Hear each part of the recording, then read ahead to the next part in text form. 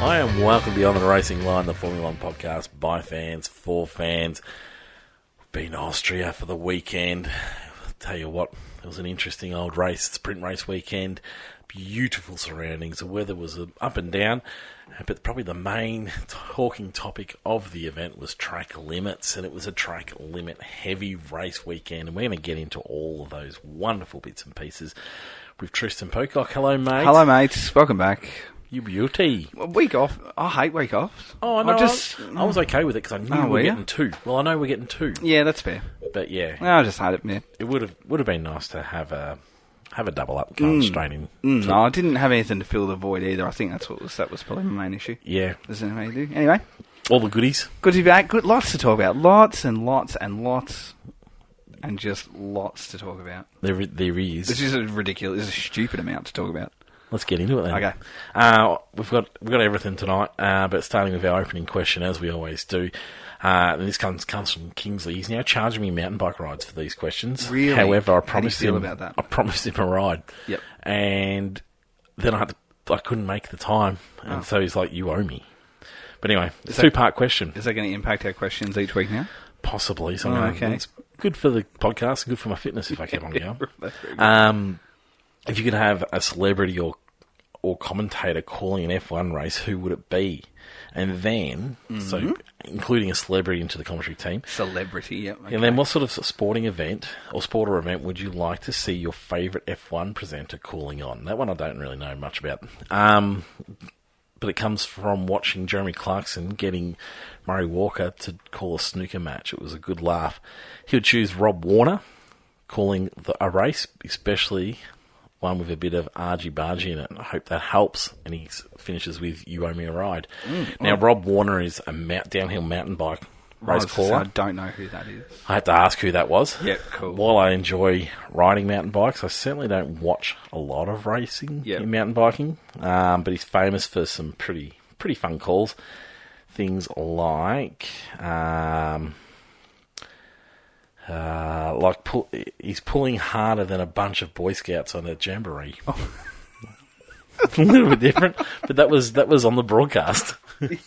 Yeah, right. And then there's a guy called Danny Hart, and he calls him Danny Heart Attack.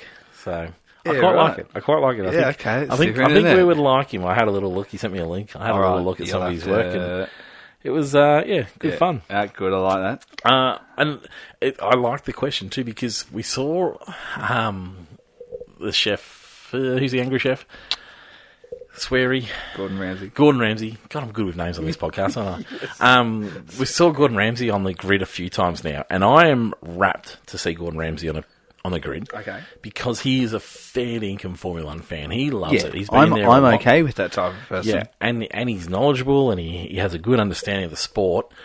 And I don't mind if they were to throw to him or bring him in for a practice session or something like that. I don't know about a race, but I'm down with it. So I quite like it. I like the idea of Jeremy Clarkson because he's a passionate Formula One fan. He's been angry at the sport for a long time. Yes, correct. But he's sort of come on board more recently. I'm down with that. And so anyone who has that real passion for Formula One, yep. I'm okay. totally You're happy to have yeah, which is very so nobody from say old school Channel 10 when they broadcast the Australian Grand Prix on free-to-air telly who not interested have probably read the back page of Herald Sun that morning. Anyone who's heard Howie Games, Howie is a Formula One tragic. He loves Formula One. Yes, okay with and that. And I'm down with that. He's got a good history with Formula One. Okay with him being involved. Yeah, I'm not down with your celebrity or commentator who'll just say the local driver.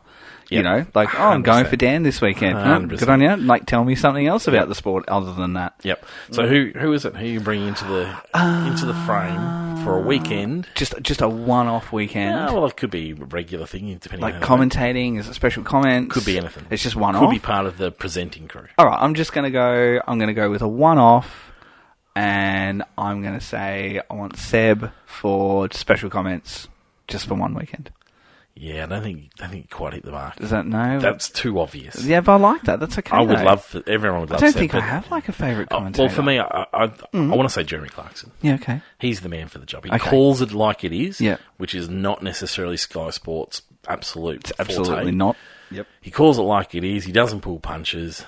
I think he's the man for the job. And so I'd love to see him at a race weekend.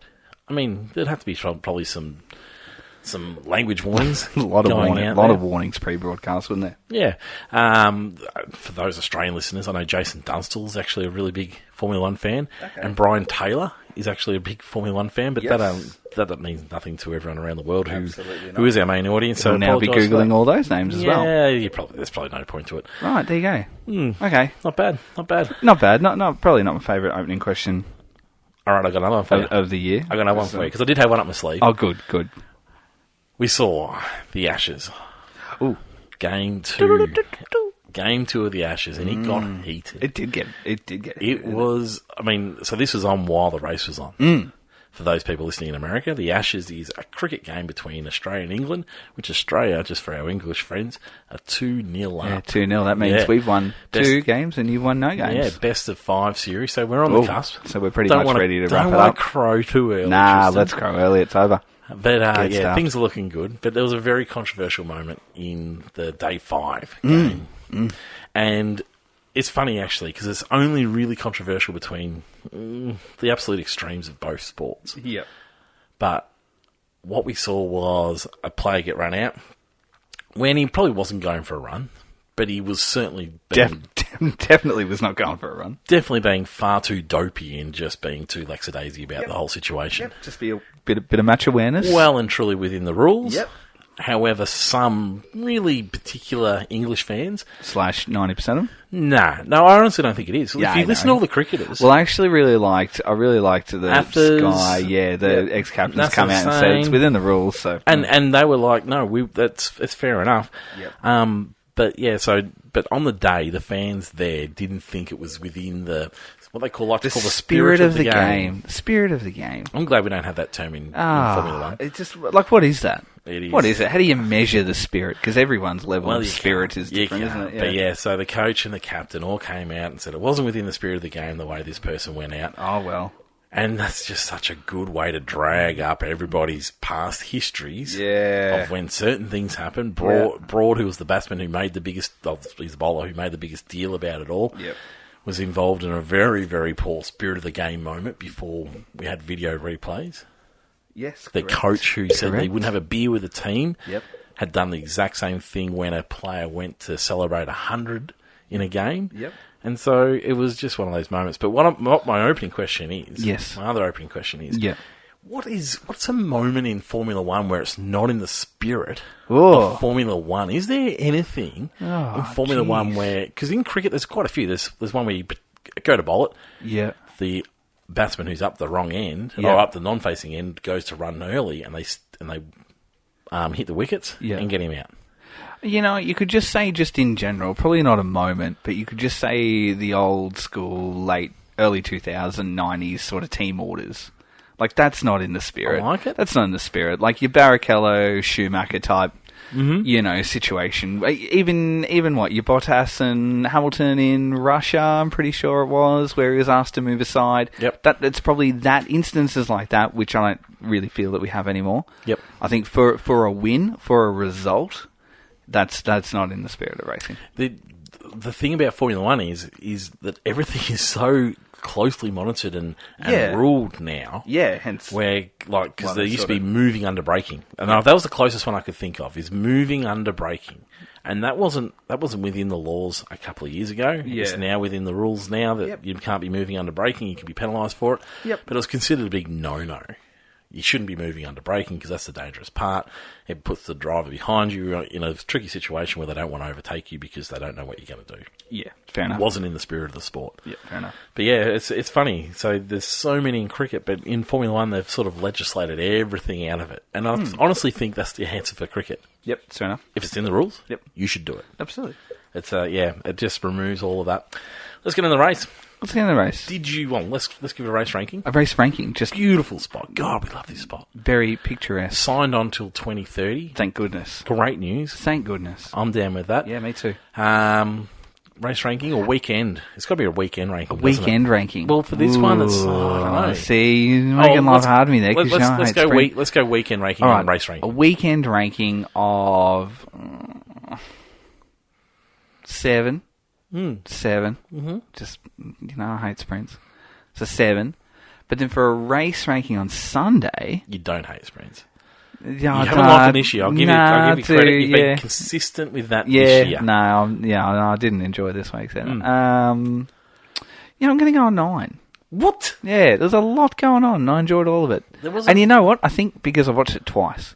There was an overtake for the lead, which I always think, if there's an overtake for the lead, you get a point. Yep. Great. But this is what goes through my mind when right, I put it good. on. Continue. I think. Continue. If there's overtaking throughout the rest of the field, it gets points. I generally start from 5. Okay, right. So we've got an overtaking for the lead, gets a point. Yeah. There was plenty of overtaking throughout the rest of the field. There was. Lots. There's a point. Controversial moments, it generally gets a point. Yep. So we're up to 7 there. That's good. Great racetrack.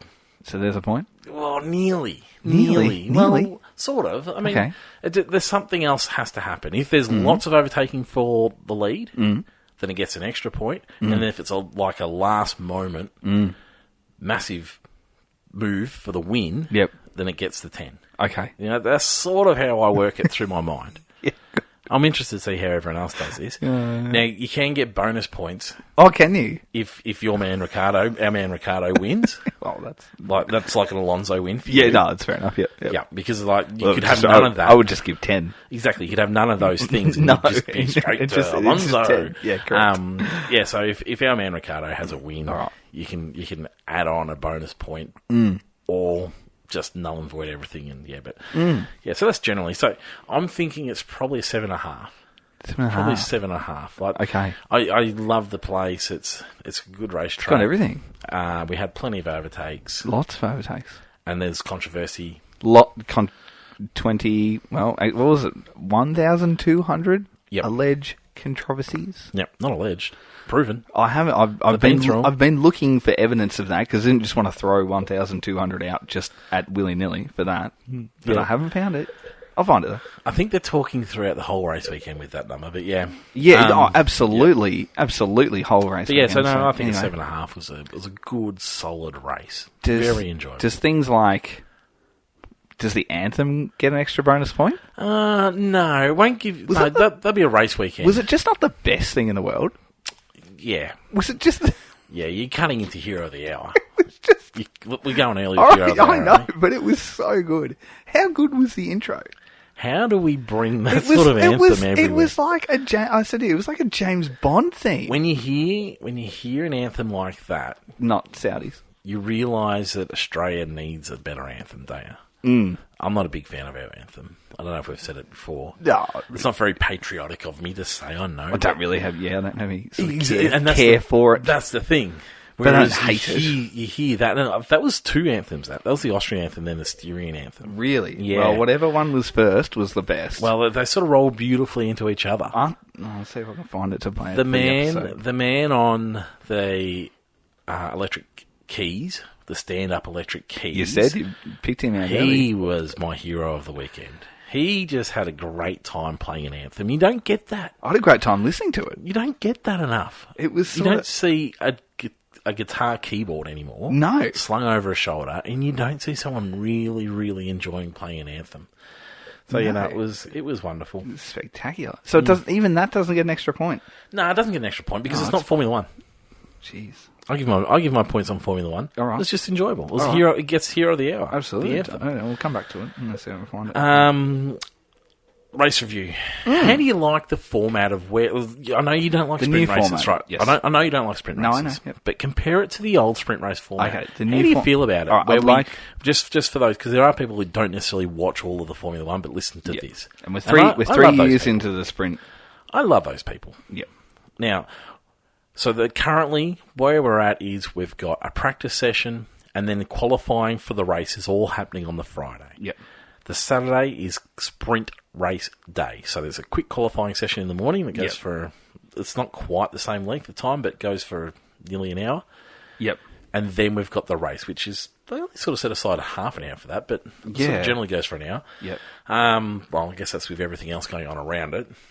True. And then we've got the race on the Sunday. Yep. How do you feel about that in comparison to where it used to be, which was they would do a practice session? We did a practice, then we qualified. Qualified for the sprint race. Yeah, and then we had a practice we then would have the sprint race. Yeah, and then the sprint would decide... No, hang No, on. then the sprint... Yeah, it was ridiculous. Then the sprint would decide, like, the grid... That's right. For yes. qualifying, That's but right, then we threw a practice 2 session Yes, right in the middle of it. that's God right. knows why. Yes, And then we yes. still had a practice. Yeah, look, I like the revised version better. I think it makes a little bit more sense. I think it's still a little bit out of order in the sense of that I don't want to qualify for Sunday before I've started a shootout and a sprint. So, really, in an ideal world, just to make it make more sense, to be honest, you practice. Do your practice, then go and have your sprint shootout, go and have your sprint race, and then you're done. See you later. Thank you, sprints. Then That's all on Friday. That's all on Friday. Yep. Thank you. See you later. Done with. And then we come out, and then look, if you want to have another little practice session, you can. You probably don't need it at that point, but then you come out, and then you qualify for Sunday, and then so Saturday really is just, well, if we're going Friday, we're going to turn up Friday. You can have a quick practice session Friday. Yeah, does that make sense? We don't do Thursday anymore, do we? So you have a quick practice session on Friday. So let's say, hour and a half Friday practice session, a little bit longer. I'm okay with that. Then on Saturday, you're going to sprint, shootout, qualify. Then you're going to take a break. Then you're going to do sprint, shootout. Race. Yeah, sprint race, sorry. And then maybe have a break. And then towards the end of the day... Whoa, 3 activities on one day. Just get it done. And it's more about getting rid of the sprint. Like, just it's finished and done with. So then you do that, and then you're finished. Look, it might not be the right days either. It's interesting, yeah. Yeah, and then you sort of park it, and then your sprint and practice is all done. And then maybe like Saturday night, like in the evening, what you're talking about, 3 or 4 o'clock. So let's say you sprint shootout, you sprint race early in the morning. You might do it like that, Lunchtime. like 9 o'clock. 9 o'clock, so by lunch your sprint's finished and we can all go and take a break. You come back at like 3 o'clock on Saturday, then you qualify for Sunday, and then you just get to enjoy the race on Sunday. So it's just a little bit out of kilter. Don't qualify for Sunday before I've done anything. Yeah. I still do your sprint, park it, then have them separate like that. Yep. If we're separating the result of the sprint to the Grand Prix, if we're doing that separation, I agree. Yep. Sprints should all happen on the Friday. Yeah. So you change. So in that situation, I think you change your qualifying format to half an hour of practice. Yep. And then the second half is you set the fastest lap you can. Yeah, that's fair enough. I don't mind. And so it's a different qualifying situation. So you've got half an hour to set the fastest lap you can. And so in that situation, you can continue to do your practice program. Yeah. And you can dedicate 10 minutes to going faster and faster and faster and faster. Yep. Or if you want to, you can spend half an hour going faster and faster and faster. Yeah, you can heavy and fuel, it leaves you can it light open. fuel. Then you do your sprint race on the Friday. And I know they want that big event happening on the Saturday. Yep. But I don't think that's the right way to go. No. And then you have a practice session. That's gone. You have your practice session and you can change your car around for qualifying and then the race. And we go into a standard Saturday as what we've become accustomed to. Yep. And I think that's the right way to go. Yep. If we're separating, I don't mind the idea of the sprint race being your qualifying grid. I like the whole. I liked that we got rid of that. Yeah, I know, and lots of people, good, yeah. lots of people did. Whereas I didn't mind it. I didn't mind it one bit. Yeah, that's fair. And in that situation, I'd like to see the practice sessions on the Friday. We go into a qualifying session, a proper qualifying session. And then we go on to the sprint race, all on the Saturday. Yep. And then that sets the grid. Okay. I'm down for it because we do need to mix up the grid. And I think the sprint race was the best way of mixing up that grid. I know drivers felt like they were being a little bit conservative, but I think they were going to grow into that. So, yeah, I'm still with that. That's my preference. But, yeah, I think there's still a little bit of tweaking to go. I don't mind a sprint race weekend. We haven't had the best of them this year. I thought last year's were better. Yeah. I don't mind it for a bit of a change up. I like the idea of changing around qualifying. Okay. In preparation for a sprint race, not unusual qualifying. Yep. Race. Let's talk about the sprint race. Was there anything you want to talk about the sprint race?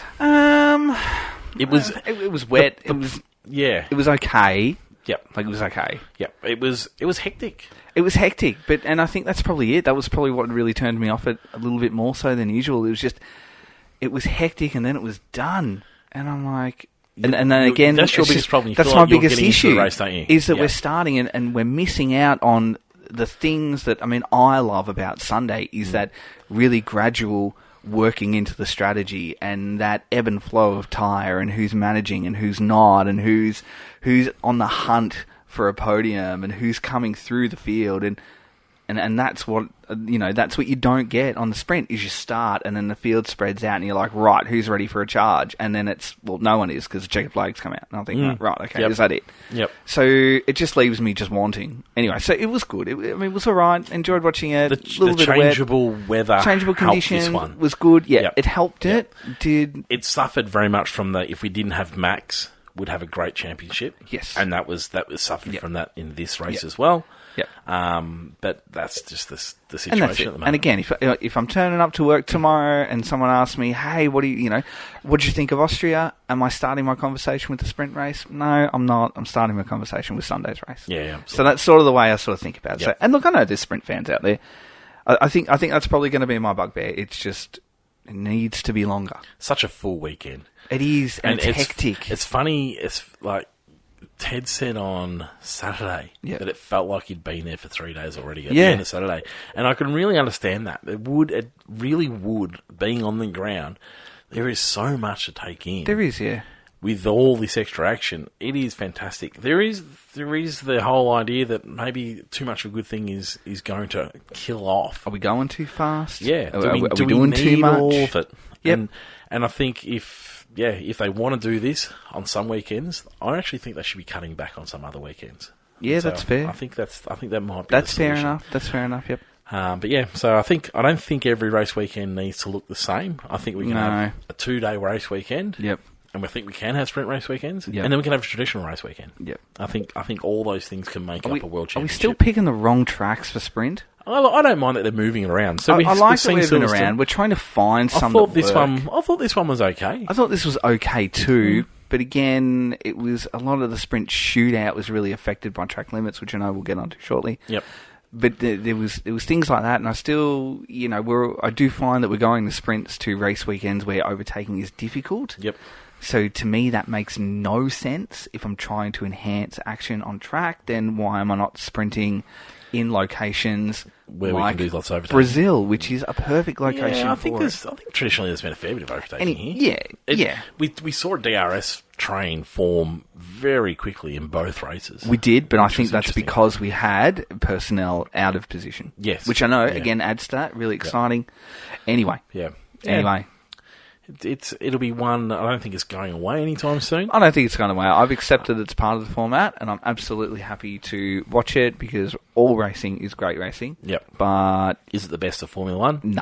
Yeah. For me, it's not. Yeah, and I can see that. Yeah. I've had some feedback from some pretty close people of mine that have been very dismissive of your opinions on this. Have you really? Yes, I have. What great individuals. Yeah, well, I don't think they knew what they were talking about. And I don't think you know what you're talking about. I hope they all get in touch with me. I reckon I'm the most popular person on our podcast, just quietly. In this room? Yeah, I mean, there's only two of us. So. Yeah, I like you more than me too. Yeah. But yeah, no, so I've have to have a little bit more open mind of it that's been suggested. That's good of you. Oh no, I haven't taken on the advice. Sorry. I didn't mean to confuse you. I'm fully aware. I've been told. I'm fully aware that you would take no advice from anyone doing that. That was just more. It was more of a statement. Like, it is good of you to even just think that. Yeah, to listen to it and not throw something at You're growing as a person. Yeah, look at me go. Look at you.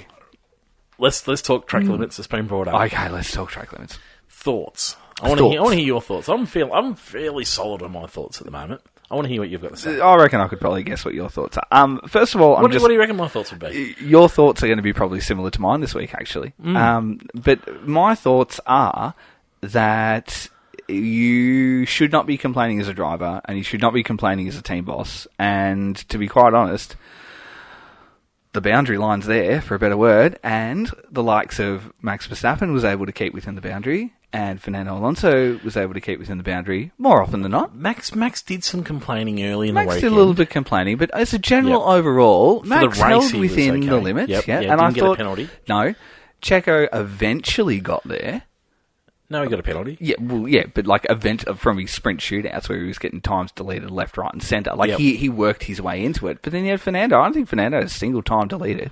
I'll go and look at that. He probably did. There's two. I've got two. Two. Well, Russell and Zhou apparently. Okay. The only two without a infraction. But that's okay because, I fully agree with the whole purpose of going racing is to be pinning it against the wall every single corner. However, I think of things like Canada where we've just left at the hairpin there. You don't pin it through that hairpin at 300 kilometres an hour. That is a slow corner, and slow corners exist on track, and that's what we've got the limits for. And you are obliged to stay within it. So, to be quite honest, it's more of a bit of a suck it up this weekend because that's what it's there for. I couldn't agree with you. That's what it's there for. I knew you'd be on Couldn't that agree line. with you more. You think about, like, we got the tennis coming up, right? Tennis is happening in Wimbledon. All right, and let's think of cricket as well. So if you're bowling, the boundary for your ball is the pitch. Now, if you consistently bowl your ball off the pitch, you don't stop the game and go, well, this is crap, go and make the pitch wider for me. Well, no, to refine your skill and keep it on the pitch. If you're playing tennis and you start serving aces outside of the tram lines or whatever, you don't go, well, hang on, this isn't, no, I want a wider court. No, you don't get a wider court. You need to be better as an athlete. So, and I love the analogy, and I've heard some people say, "Oh, this is rubbish because it's different conditions." But if it's wet, they stay off it. That's exactly right. If there's a wall there, they don't hit it, and the drivers are saying, "Look, we can't see it. How are we to know?" They want some have mentioned they want the line to be noisy. Yep. Well, you don't hear the noise if you're not on it. No, that's correct. And that's the thing. Yep. So I'm not. And the rumble strip gives you that noise anyway. You feel the vibration. They're that aggressive, those Do curves. they need to bring gravel in? Yes, they do. Yeah, and that fixes everything. Yep. And you don't actually need track limits if the gravel's in the right spot. And the big consideration is that MotoGP doesn't want the gravel there. I was going to say MotoGP don't want the gravel there. But this is a billion-dollar industry. Well, and across the calendar, MotoGP and F1 are at opposite ends of the calendar at Austria too. So 100%. pour your gravel There down is time. and then clean it up. Yeah. I mean, if you can create a racetrack at somewhere like Melbourne, yep, you can create a proper racetrack at somewhere like Austria. And I've heard the Austrian track director, who's sort of he laid off blame to all sorts of people, and he wanted different methods rather than pouring in gravel. It just sounds like he's trying to look after his budget. But the FIA have suggested for 2 years in a row now that they put in a gravel trap. Yes.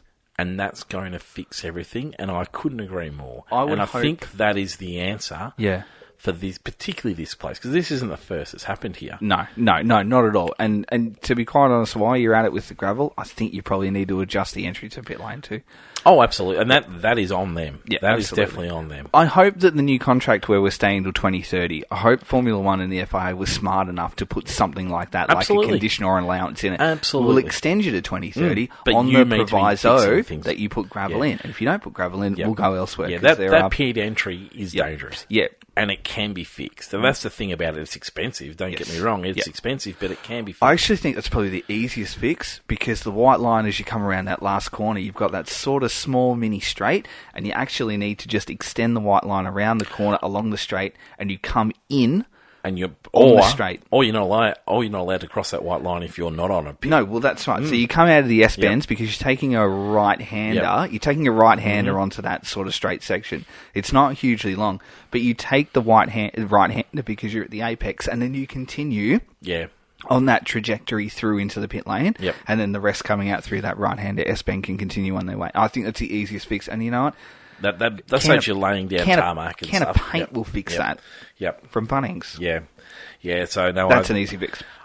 I was so overhearing the complaints, and I liked that they went back and retrospectively picked up everybody. Well, Aston Martin, if you're going to pick up anybody, you've got to pick up everybody. And that has to be done. And Aston Martin's the ones that they did tick that off. Because they were sort of saying, just in general, I've had a read of what was said, and just a general summary of it is, well, hang on, can we just let you know that we're watching on the pit wall, we can see a handful of instances that through your checklist of your live feed, you've actually missed a couple, so can you just go back what they did is they looked at every lap that was deleted and said, hang on, if you're deleting laps, that means that they should be picking up the penalties. Yes. My question was, and I haven't been able to find anywhere, it took a black and white flag warning before they would penalise anybody. Yes. I want to know if anybody picked up the extra penalties, Yeah. but didn't receive that black and white flag. Because I don't think you should be able to get a penalty unless you've seen the black and white flag. Yeah, so that's the thing. So you get your 3 strikes. Yeah. So let's say you're driving track limit, track limit, track limit. All right, you've had 3. Next one is your black and white flag. Then you get it.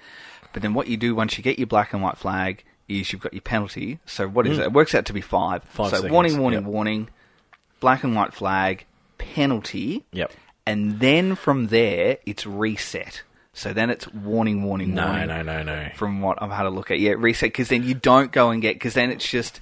If you get your 3 warnings and your black and white flag and then you got a penalty, then if you do it again, if you don't reset it, it's just another penalty. And that's another penalty. And that's another penalty. How did Ocon end up with 30 seconds? Because he had 18 infringements. Oh, right. Okay. Which was the sequence of 18. Okay. So that's why he's got 30, because he's got... Yeah, he's had his 5. So was he under the understanding that he wouldn't get more? Yes, because his infringements were 18. I don't know if they were sequential, Right. but it would suggest to me that they were. Oh, so that's why. interesting. Because, again, if you're having... Because if you have 18 infringements, so you've got your 3, and then your flag, and then you've got your penalty.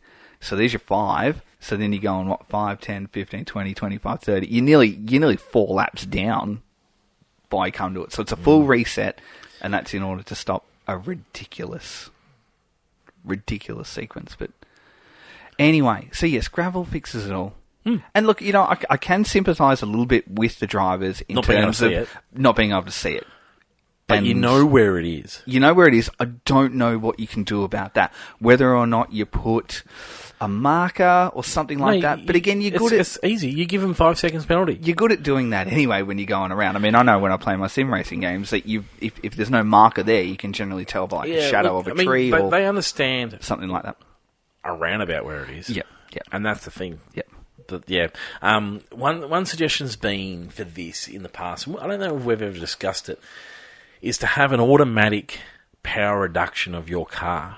If you go across, instead of the 5 second penalty, you lose an amount of power for the rest of that lap. Bit Formula. Now, bit Formula E-ish. It is really Formula Sort of thing, E-ish. isn't it? But the benefit of it is it is going to be a live penalty there and then. And I love it for these drivers that decide, I'm going to cut across this chicane at the start, and I'm going to go out where they've told me to go out and end up in front. Alonso's done it in the past, and there's been a few others who've done it in the past, and it is my biggest gripe. I hate cars that run wide and gain an advantage, but it's the first lap. I'm kind of... If I know it's silly. I'm all right with that. I think that's really smart within the rules. Yeah, no, but that's the thing. It's within the rules. I'm with you. Yeah. But if it's no longer within the rules, Yeah. then I think there should be that penalty. But like, if you're running wide and you're in a ding dong battle, and all of a sudden you lose 5% power for however long it is, 10 seconds or whatever. a distance, or Yeah. I don't know what it is, until the next line or until the next corner, or I'm not sure what the right answer there is. It creates racing. Yeah. And I'm with you. I hate Formula E. You will not ever get me saying something good about Formula E. No, correct. And I don't want anything to do with Formula E in F1. Yeah. However, it's an interesting idea. I mean, if we can open a wing, maybe don't get DRS then. I guess you got to think about with things like that, and again, we're living in like fantasy land here. So think about the impact that's going to have on the current Red Bull if Max can't open his wing for a lap. It's going to be minimal to a non-existent penalty for him, because he'll be like, "Well, I'm already that bloody quick. Yeah, who cares?" Okay, so you need to go harder. So that maybe 10% power. I think the great thing about the 5 second penalty is it also forces you into your strategy too. So if you think, okay, how am I going to go about pitting here? I'm going to have to go a lap earlier. Over these next 5 laps, I'm going to have to build a gap because I know I'm going to sit there. It sort of really gets you thinking. My frustration with a 5 second penalty is that you can get to the end of the race and cars are not crossing the line where they finish, and that it's a real bugbear of mine. It doesn't. I like things to be served within a race. Yeah, I agree with that. Once the trophies are handed over, I'm with you. For me, that's it. I'm with you. I don't want Formula E, but I really like this solution for I mean, it creates racing. If you're in a ding dong battle and all of a sudden you're ran wide, then all of a sudden there's a bit of a race on to get that fixed up, and might be an opportunity for an overtake. And so, I'm not I'm not sold on it, but Yeah. I'm interested in it. Did you think all the post-race stuff, what were your sort of general feeling? Like, was it a bit amateur hourish that you're finishing a race, all the results are finished, and then you're going and totally reshuffling the order to such an extreme degree? I can't believe that they Or do you think it was knew just... that there was a situation and tried to sell it. Yep. That's the part that's amateur hourish to me. Yep. Here you were going hard on all these penalties. Yep. And it took a team to say, hang on, Yep. what about all these ones? What's Yeah. going on here? Yep. That I didn't like. If they felt like they couldn't keep up with it, Yep. they should have put out a notice and saying, look, Do we do things like we just say, are we're going to hang on, recalculating. we're going to We're hang on to the recalculating. podium, we're going to just hold stations for half an hour here while we work it out? I don't mind that. I'm well, okay with saying I reckon you can work out your top three pretty quick. Yeah. You go through all your deleted laps because they had them there. That's the thing that annoyed me. They had them all there. I think someone has to check it because there is a sensor that goes off. Yeah. And I think someone has to check it, which is the part that takes a while. But if you're only checking top three, you can probably get that done in the 10 minutes before the podium. Yeah, that's fair enough. I forgot what I was going to say. Yeah, so it was a contentious one. Did it take away from the race weekend for you? No, it was sort of a little bit of a shock. I was like, oh, gee, that's a lot. And I think that's probably the magnitude of how many, and then the just excessive amount, probably Ocon's as well. I'm like, 30 seconds? Like, what's that all about? Did it add to your weekend? It kept me interested post-race. I sort of... But I didn't mind it. I didn't mind it for the fact that some drivers here are switching on to the fact that, hang on, I'm going to get an advantage if I don't go over. I like it. I've sort of found myself at the end of quali as well, just waiting. Next morning I'm straight up and I'm like, right, who's got what? Yeah. And it's sort of becoming a little bit of a habit, hence Who's Leclerc. who's getting three-place penalty. Yeah. What I was going to say to you too, are we also leaving things like a right of replies and appeals too late? Because, for example, McLaren arrived at Austria still with a right of reply or an appeal over Norris's penalty from the week before. Are we leaving that too long? Like, should we be allowed to do that when you're leading into a next race? And it was halfway through that race too. Well, it was. Their main gripe was they wanted to know why it was unsportsman and not given as the safety car. Yep. Because there's a part in the safety car rules which says you're not allowed to do that. And they wanted some clarification. They didn't get it. Which I'm kind of glad. Because there's a problem. Yep. I'm with you. Yeah. They shouldn't have had to go down that line to get that clarification. Yeah.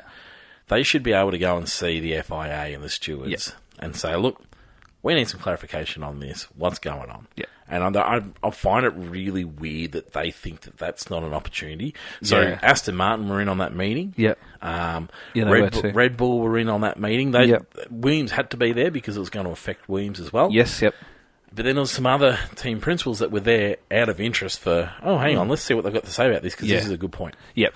Do you think that we need to just, even with things like that we finish the race weekend and that's it? So your time frame to actually ask that question. Not that I don't think Alonso's the exception to that, isn't he? Because he turned up at Austin last year it was, and he went from 7th to 5th to 3rd or something like that. I'd go back to the AFL tribunal system. Yep.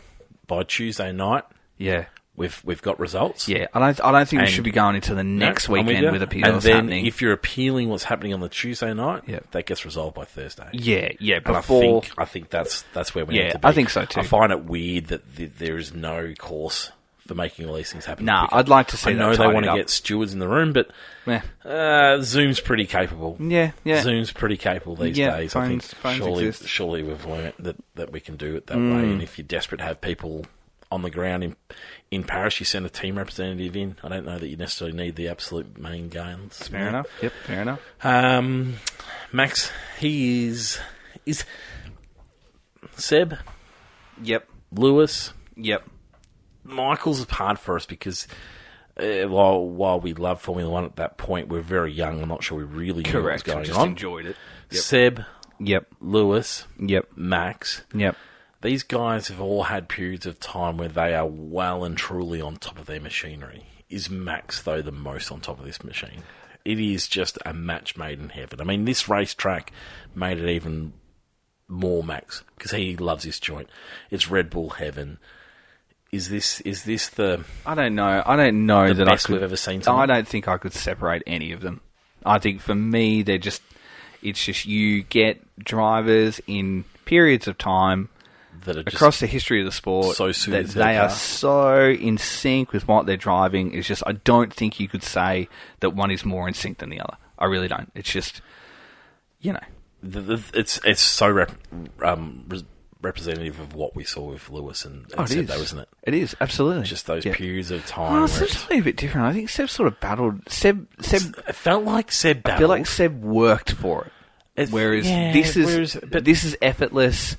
Lewis in the Merc feels is effortless. And Schumacher See, I feel like this one feels more effortless than even Lewis. Oh, and I could be wrong. absolutely. I'm not sure. I do. I'm not sure, but I do. I feel like Max just seems to be doing it so easy. I don't know whether it's because Lewis just used to find things to complain about. You know, notice Max is actually starting to get this habit. Is he? I've been paying close attention to what's going on. My brakes aren't working as well as what they should be. Oh, I'm not happy with the deg. And then, because Lewis got in that habit of people don't pay me enough respect for... This is my theory. People don't pay me enough respect for what I'm doing out here. They think it's all easy. It's not easy. I'm going to keep on making it known that this is hard work and I'm spectacular at what I'm doing, which he was in his right to think that because that was what was being said. Max is starting... I don't know. He just seems to be doing it so easy. If this championship didn't have Max... we would have a wonderful championship. Perez looks good at times. Did you know Max is currently leading? If Max was a constructor, he's in front. Max is a constructor. If Max, just himself, I don't know about Checo. Checo's finished. If Max is a constructor, he's leading constructor. It is incredible. It's incredible. And even just... Sorry. To go to that point where we're like... He had his buffer. He's like... Well, it was like 24 seconds or something like that. And he's like, let's go for fastest lap. And they said, no, you don't need to do that.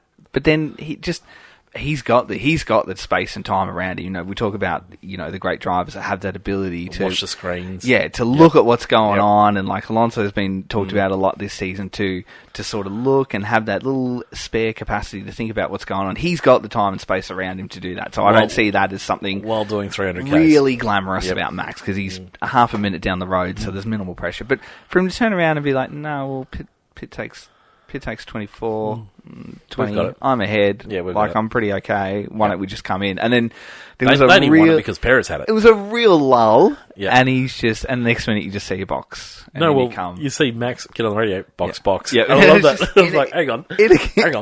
They're supposed to be telling you that. Yeah. And you know what? And it just talks to his ruthlessness too, because he's a million points in front. And that 1 point will make no difference at the end of the day in any way, shape or form. Yes, it will. And then he wants it. And yes, it will. Who will it make a difference to? I don't know. Oh, it makes the listeners to check out, doesn't it, more than anything? It's more a kick in the guts to him. 100%. And that's... Max doesn't need it. Max wants that. And Seb used to love doing it. Yeah, Seb likes it too. Love doing it. Yep. Hamilton, yes, but he didn't feel like he had to. No, he was more, I'm in front, so that's fine, yeah. Whereas Max, and I heard an interview and I said, was it too much of a risk? And he goes, no, it wasn't a risk. It was just good to... It's good to get it. Just good to do it. Just having some fun. It's good to do it. It's important. And and someone said, is it important to you guys? It's important to some people. Yeah. And I swear that was pointed towards Checo. It probably is, yeah. And after seeing Checo force him wide.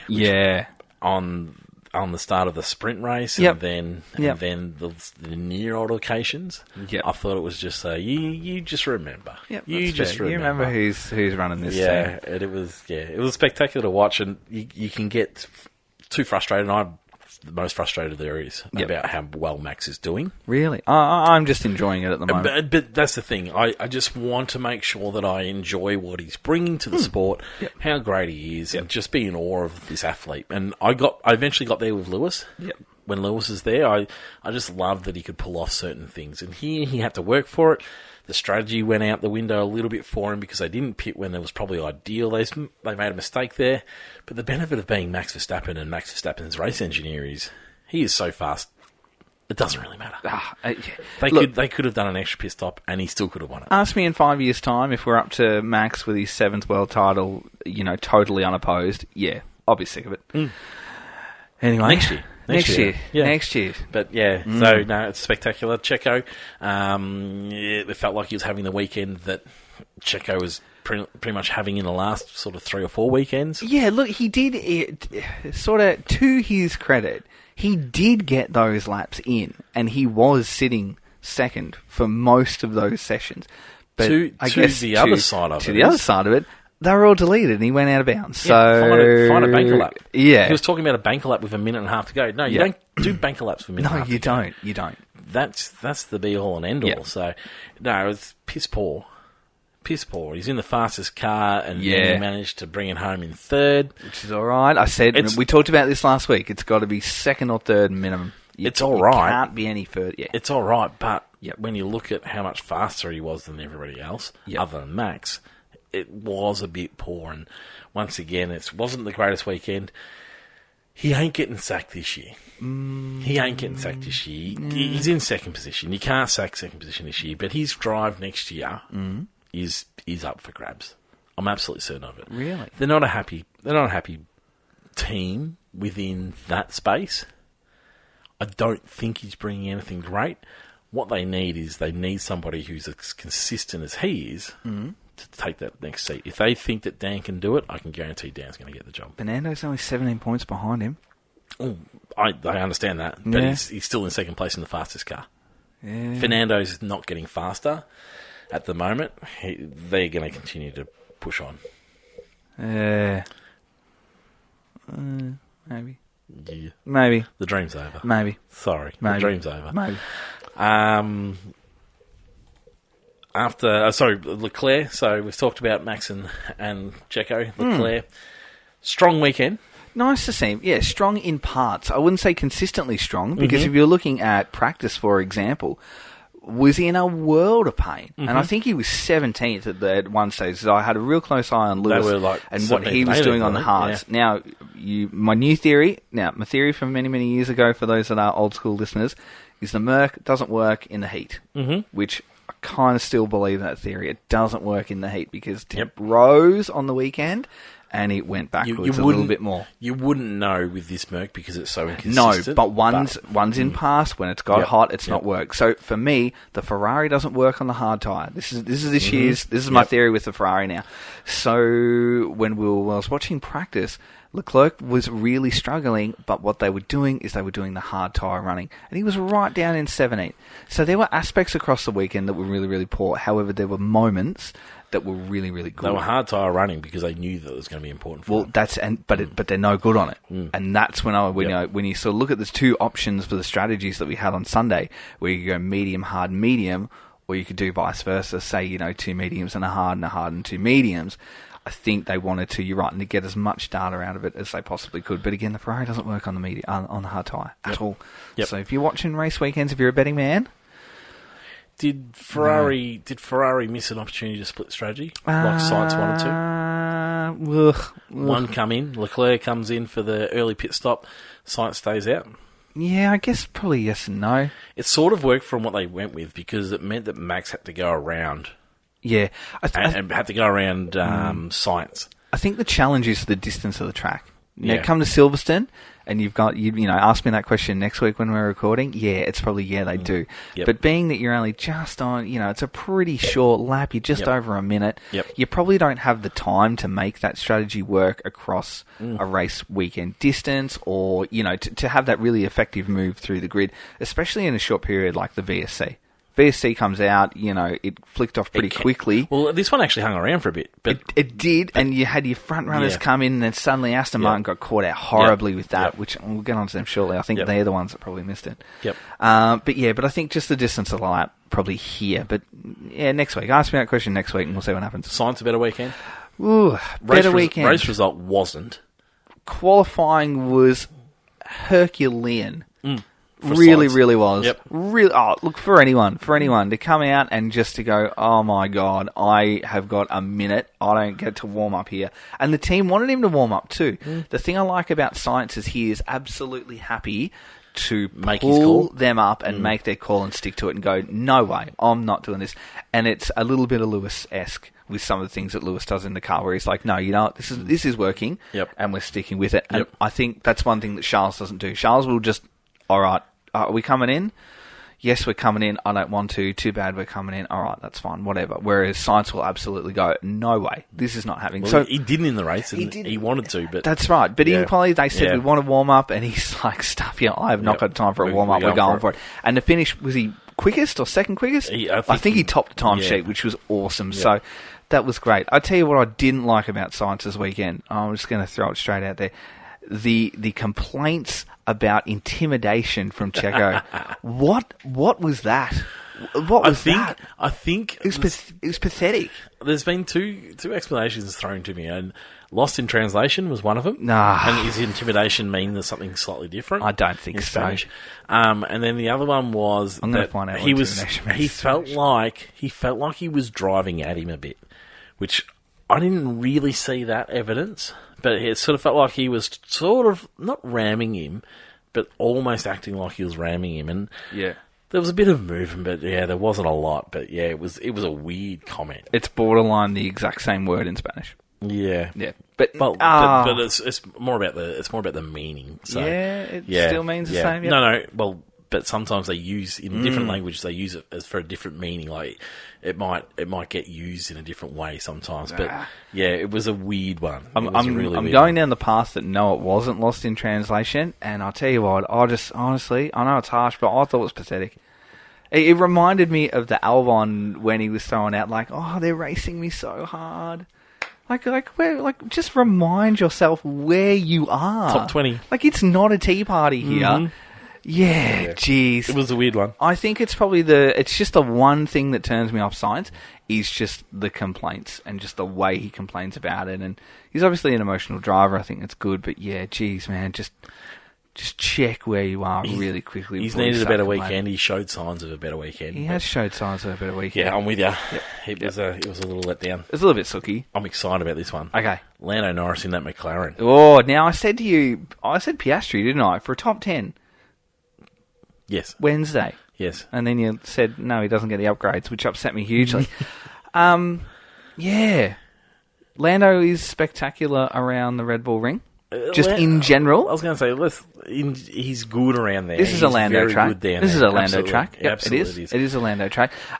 Jury will be out. We'll see what the McLaren upgrades do this weekend and next weekend. Let's get through the month. Two very different tracks coming up. We've got the fast Silverstone, and then it's quite a bit slower at the Hungary. Yeah, I'm going to give McLaren the month. So we've got 4 races in the month.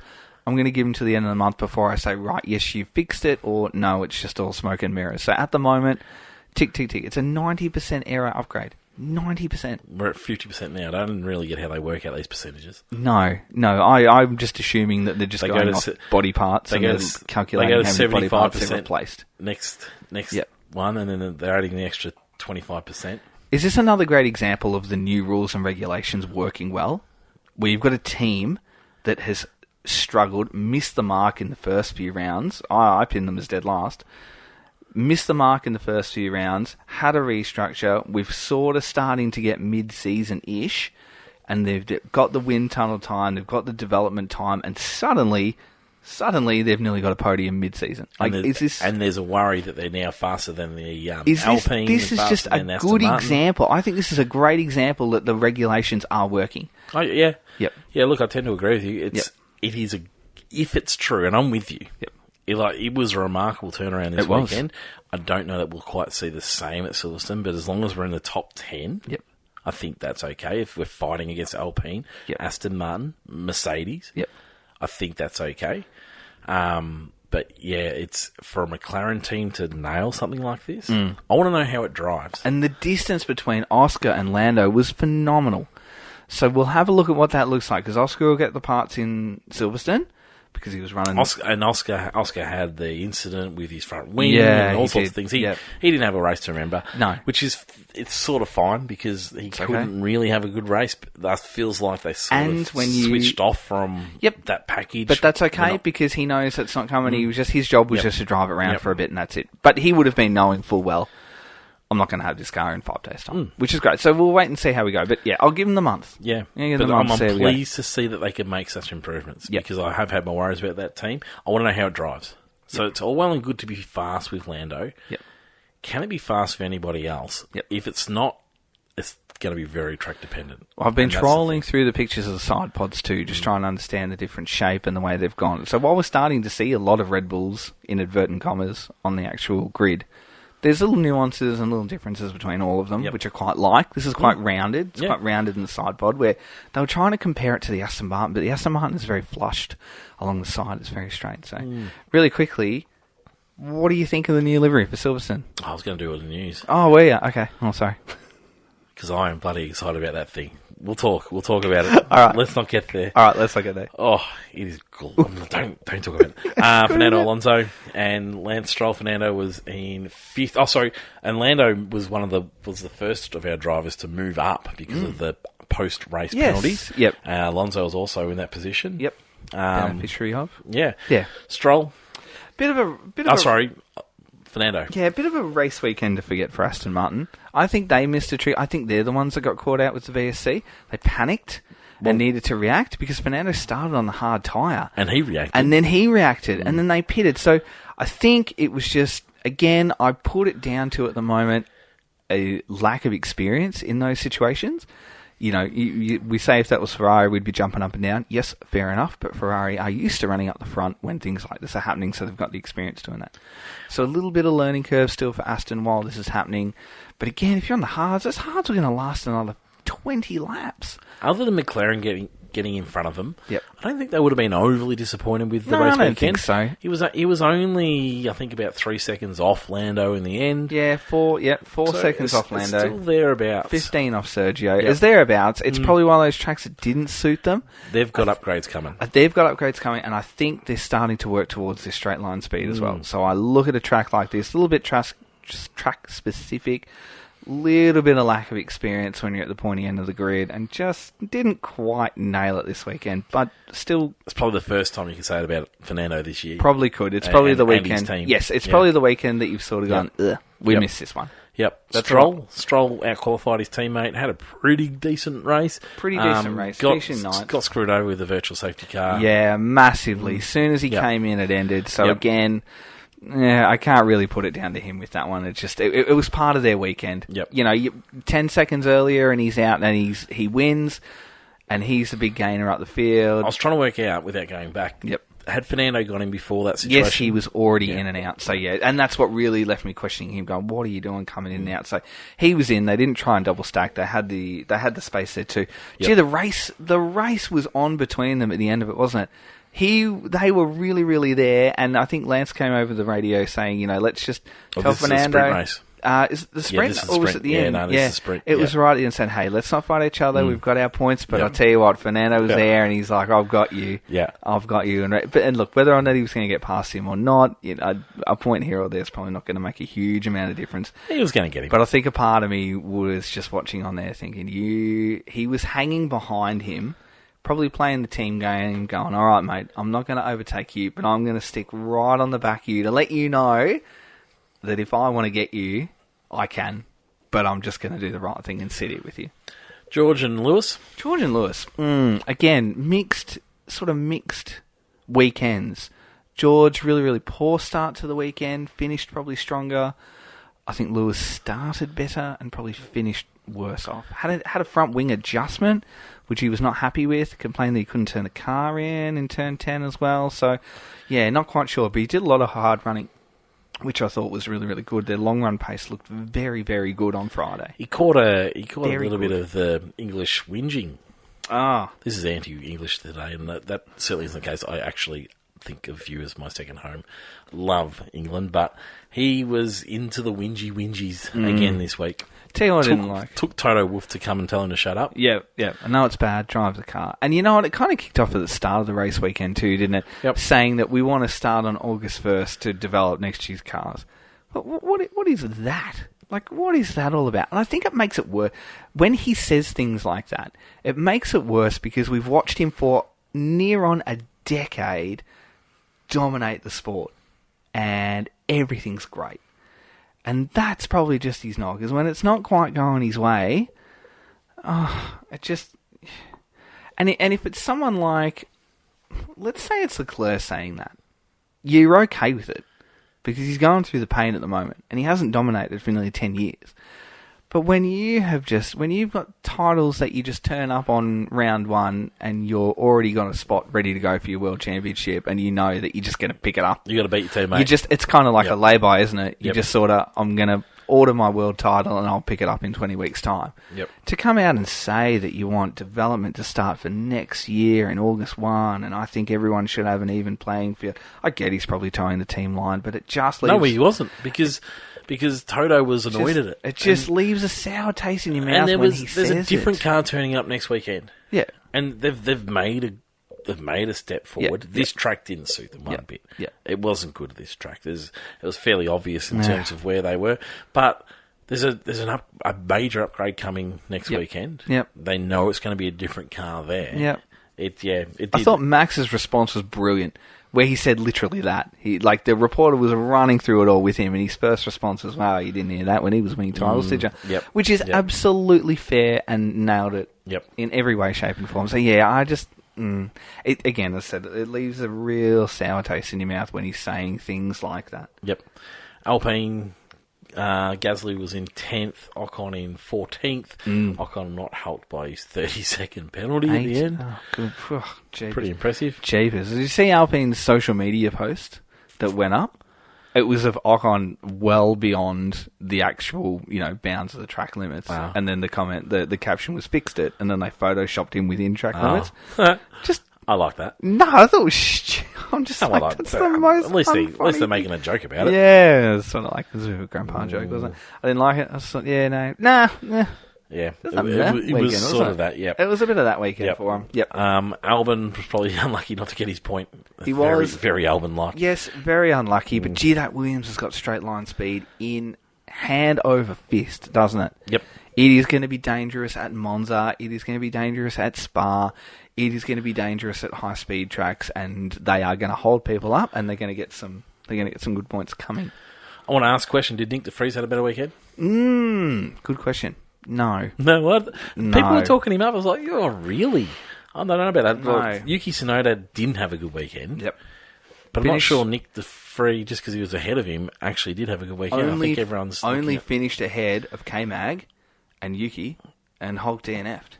So no. No, I couldn't agree more. So if we're on a 4, I think I'll put this up on our socials on Tuesday night, he's officially being given notice of 4 race weekends. That's it. You are on notice for 4. How do you feel about that? Yeah, I'm totally fine with it. I really am. Yep. I really am. How many times across the season have you gone, I wonder how de Vries has gone? Oh, no. I'm with you.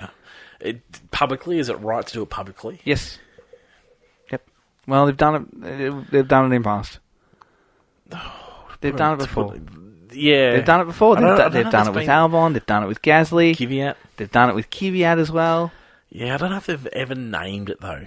Not like that. No. Helmut Marko is it feels like sometimes he's softening, and then he will come out with a brutal comment like that. Well, I think the other thing that goes with that is the comments around the fact that Horner himself didn't want him. Was not keen on having him. So I don't know that we've had that situation before. Questions have to be asked. Who did want him then? Well, was that Helmut Marko taking responsibility? Well, maybe, but Max did come out and start punching in his corner at the end of last year when he had those 2 rounds where he was on the grid, and then apparently Max was quite instrumental in getting him there. I think Max drove a little bit with him early on. Yep. But yeah, it's an interesting one. I was like, yeah, sure, do it behind closed doors. Nah. I'm not sure you bring it out like that. Nah, I'm okay with that. I'm okay with that. I think if Horner wasn't part of that conversation, you're probably doing it behind closed doors, but yeah, and I don't think Horner wasn't not keen on having the likes of, Kvyat. I don't think Horner was against having Gasly. I don't think Horner was against having Albon.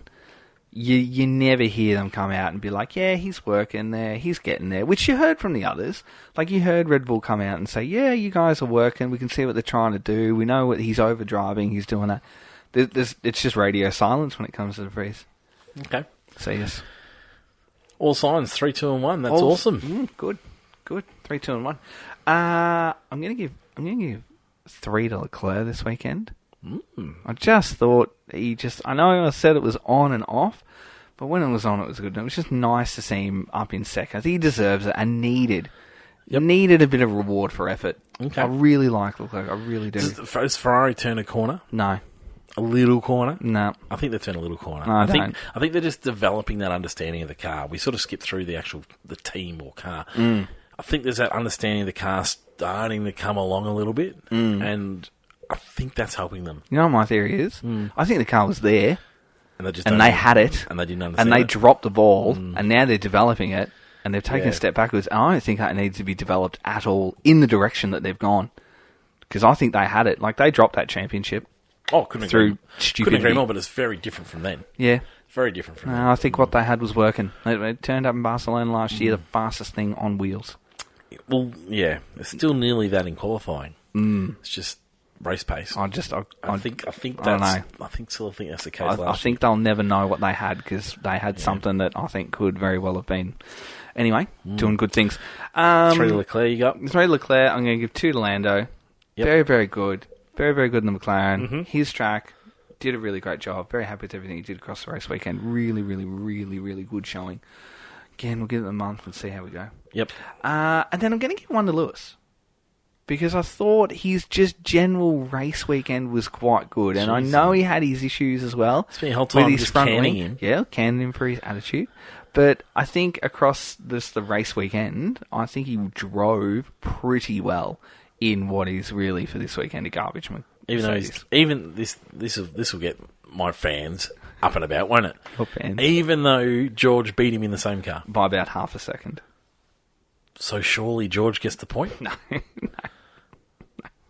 That doesn't work that way. It does. That makes far too much sense if you're going to run it that way. Yeah, but then that's like saying it might as well be Max, Charles and Perez then. They're in the same car. And this whole segment becomes pointless. Norris. 3 points for Norris.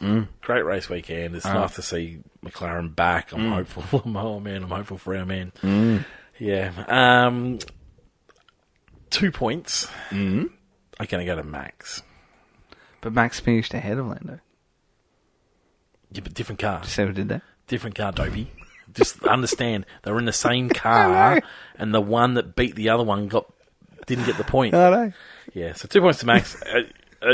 We try our hardest not to give it to that man, because he's in supreme equipment. But sometimes you just have to sit back and go, hey, different air. Unbelievable. Yeah, absolutely unbelievable. And I'm going to go 1 point to Leclerc. I agree. I think he sort of... Good. Yeah, he needed a consistent weekend like that, and managed to nail it. Good. Dud of the day. Dud of the day. Gee, it could be a lot this weekend. Yeah, there's a few, isn't there? There could be a lot. There really could be a lot. You could say the jetpack guy that delivered the flag and then crashed. Oh, that could have been ugly. Couldn't it? What is that? It could have been, it can't be him, because he got up, gave the wave, clearly in enormous pain. Hobbled. He had a hobble, but tried to pretend it wasn't I don't there. know what happened to the checkered flag, because I didn't see him pick it up and take it, so credit to whoever went and found the checkered flag. They're amazing, those things. So it could be, they are cool. It could be him. I tell you what, it really, really pains me to give this one, but I'm just going to give it to a driver. Oh. And it has to go to Valtteri this weekend. Because I just don't know what he's doing. Well, he was thereabouts. But he wasn't. He finished 15th. He was a lap down. I think, was he one that chose not to do the pit stop? I don't know. I don't know what's happening with him. He was thereabouts at different points. I'm concerned. Wow. I'm concerned. I'm concerned. Because I'm watching him across race weekends, and I love him to death. I really, really do. It's not Alonso, it's Bottas. I really do. I absolutely adore that man, everything he brings to the sport. But he's just having another little down patch again, and it breaks my heart to see him not doing well from where he has come from in that Mercedes. Just to be now just not even collecting points. Yep. I worry. Yep. I worry. Mine's going to a bit of an obvious one for us. Okay. Yep. They get it a bit. Sky Sports. Oh, good. Film it. Sky Sports. Naomi Shifter, in particular. I like Naomi Shifter. I'm. Because I've already gone Danica, Patrick, this year. You have. And I'm desperate to have a decent female person on the What commentary. about Bernie Collins? Love Bernie. Everyone loves Bernie. Yep, Bernie brings a lot to the Everyone table. loves Bernie. Because Bernie has got Formula One experience, which is what the other two just don't have. Did you miss Martin this weekend? Because I certainly did. Yeah, well, after our little love up on Martin, I and then he left us. I really did. I actually thought Damon Hill did a good job. I did too. I'd like to see Damon and Martin. I'd like to see the three of them. I'd like to see Martin and Bernie do a grid walk. I'd like to see Bernie inherit Martin's grid walk when he retires. Yep. But Naomi has become... Tell me the last positive thing she said about Formula One. I don't know. She is turned into negative Nancy. Really? Yeah, I've noticed it more and more lately. Now, where I saw it, and our condolences to the family of the young driver that was killed at Spa on the weekend. Yeah, absolutely. Because that is absolutely horrendous. Absolutely. They've just finished talking about the fact that they hadn't seen the incident and hadn't had the information other than the fact that he'd been killed. Yep. And then they went on to give some expert judgment, and it can't just be on Naomi, it has to be on the producers, about what should be done about that corner. Yep. Because it was after En Rouge. It was after Radion. Yep. And so all of a sudden they had to go through, and she was really pushing, they have to make changes, they have to make changes, they have to make changes. Yep. Didn't have any of the information. Yep. Said she didn't have any of the information. Yep.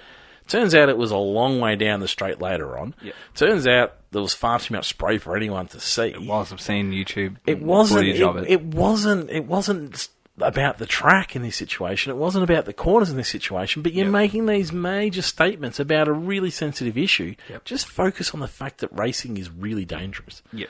Do we even need to make comment in a situation like that? That's right. You just talk about racing's really dangerous. Or we just say... really need to think about the family. Yep. We need to understand that these drivers actually do put their lives on the line. And that is something that, unfortunately... And you just need to leave it at is that. where it's at. Yep. And how do we go and support that family? How do we go and support the rest of the drivers on the grid? Yep. How do we support the drivers that are here today? Because that's going to be a little wake-up call to them. So let's talk about those things. Let's not make major knee-jerk reactions on this is how I change the track. And it's got to be changed and all sorts of things, and we've got to make changes. And all this, after you've just said that you don't understand or you haven't seen the incident. Yep. But Naomi has just been so negative. She led that charge, and I was really, really disappointed with it. Yep. It just felt far too soon. Absolutely go through and have a look at it later on and comment on it later on, if that's what you feel you need to do. But, the producers should have pulled them up. Yep. They would have been pushing for a comment. They would have been pushing for a discussion on it. Yep. That wasn't the discussion to have. I think they really need to go and focus on something else when that sort of thing happens. And make sure you've got everything in line, because that's really important to people, particularly when it's a sensitive time and it's an important moment in people's lives. And so I thought, it was just really disappointing from Sky Sports. Yep. F1.5. F1.5. Ready to go. I was just looking at Max's comments around Spa too. What were they? Oh, just halfway through, just browsing through them actually. I'll read them later on. He says some good things, Max. Oh yeah, he really does. More. I think a lot of what he says is it's just general common sense. It feels like on that incident, it feels like they were just too slow. I just think it's one thing I really like about Max is just when there's a comment to be said, it's not he doesn't make any comment just in general. Just and he'll say, "I haven't seen it." Yeah, and it's never here's how I can say something that's going to benefit me or make me look better. It's just this is the answer, and that's the end. He's very authentic, Max. Yep. I think that's why I like him. Yep. I like with things like that. F1.5. What a weekend for F1.5. What a weekend. Did you know I was calculating this? This is how holiday mode I'm in at the moment. I use my calculator to add 50 and 1. That's just going through. All right. I'll give you my holiday Going through the motions. I was lining up in an outdoor store today behind a mannequin. I was lining up, and there was some. I've got to paint the picture because I wasn't just. There was someone at the front desk. There was only one person serving them, and then there was what I thought was three people: a dad, a child, and a mum. And they were a fair way back and in the middle. But I thought, people want to give space. And I was dealing with I was reading an email on my phone that was taking a bit of thought, and I was like, oh yeah, I'll just stand behind these guys. They're obviously waiting. There was someone behind. And I'm reading the email, and I was like, geez, this is taking a while, but the people at the front desk still hadn't moved. Yeah. But turns out, and then I look like, these people in front of me don't have shoes on. Oh, that's a mannequin. A family of mannequins. Yeah. Oh. It was a good day. So your 50-1 probably doesn't really make much That's difference. the best. You know, I've done something similar. When I went to collect a package one time at like a package depot, and then I walked in the front door, and there was this man that was. I didn't have my glasses on. I can't see anything when I have my glasses. When I don't have my glasses, if you're like 10 meters in front of me waving at me, people do this all the time. They must think I'm just the rudest person in the world. Like, you wave at me, I don't know who you are. I can't see. I can't see. Can I give you the bird right now and you wouldn't know? You can, because you're only a metre away from it. I once mistaken a wooden sign at the lake for an old lady, which I was like walking. Similar with my lovely other half. I was like, oh, sorry. And she's like, who are you apologising to? I'm like, that lady. And she's like, it's a wooden sign. Anyway, I went into the depot. I didn't have my glasses on, and there was a man standing behind the counter. I was like, "Hi, how you going? I'm just here to pick up a parcel." And by the time I had approached the counter, I could see that it was a cardboard cutout of a rugby union player. And what did the rugby union player say to you? He didn't say anything. I'm so thankful that the person actually at the depot wasn't in the reception area, because she came in. Like, just as I had stopped talking, and I'm just like, oh, shit, that's a cardboard person. Oh. Anyway, how good. That'd be wonderful to see. F1.5. Right, let's collect myself up here. I hope there's store footage of that. Where did you go? BCF. I'm going to ask for video footage. There'll be an employee at work tonight watching you. On video camera. Standing behind a mannequin. I'm very polite. I didn't want to push in front of the family. Did I? Oh, God. They were so well dressed. Right. Bloody hell. Fastest lap goes to Lando this week. Lando picks up his second fastest lap. He's got to be a big winner this week. He's a big winner. It's Lando week this week on F1.5. So he joins the likes of Gasly now, the only multiple fastest lap. This is for that extra little category for those playing along at home. So Gasly's got 3 fastest lap. Joe's got 1. Ocon's got 1. Hulk's got 1.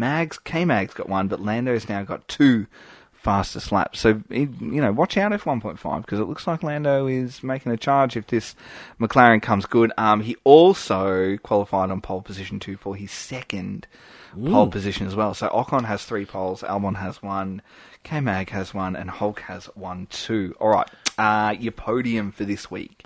Your podium. Did you say Hulk and K-Mag have? Yes, they do. Yep, poles right at the start of the year. Right at the start of the year. There you go. Your podium this round is Albon, Gasly, and Lando. 3 to 1. Lando, Gasly, Albon. Yep, 3 to 1. I like to work backwards. So it looks like this. Bottom to top. Logan Sargent had a great weekend. What a shame he's been relegated. So he's on 27th points at the moment, in last position, catching Nick de Vries, who had 2 points added this weekend. So not, that's okay. Better than none, I guess. De Vries is on 33, Sargent on 27, Hulk's on 51. DNF didn't help him. K-Mag as well on 51. Again, just a lonely single point this weekend. So just not doing great things, the Haas boys. They're good over a lap. They're good getting a bit of a bonsai qualifier in the wet out of nowhere. But you can heavily expect just backtracking. Yep. So if you've got them in fantasy, I was nearly going to get. Well, I have actually. Get them out, because it's Saturday's good, but for the rest of the week it's 2 points you're losing. Yep. Piastri on 72 had a pretty decent sort of couple of points there. 4, I think he scored. Bottas on 75, just treading water. Zhou's on 81. Albon, one of the big winners, up into 83 points, so just sitting in 4th position. A good little fight there for the outside of the podium. Yuki had a weekend to forget, 84, no points for Yuki. So Tsunoda, Albon and Zhou just sort of in good company there, 84, 83 and 81. With Bottas only 6 points adrift there, but Lando had a great weekend, winning, but still 104 So he's in third place. So he's thereabouts. So he's ready to pounce. Okay, so he's a little step above that. He's that a whole sort of race win ahead of Tsunoda. So if the McLaren has improved, if by the end of the month the McLaren's improved, you can guarantee F1.5 is over. It's over. I'm calling it. It's over. He'll win it. So the Ocon's in second place on 129, and Gasly had a fantastic weekend this weekend. And finishes on 136. Okay. So there's your F1.5. So yes, keep an eye on Lando. You know what? I'm going to go 3 in it.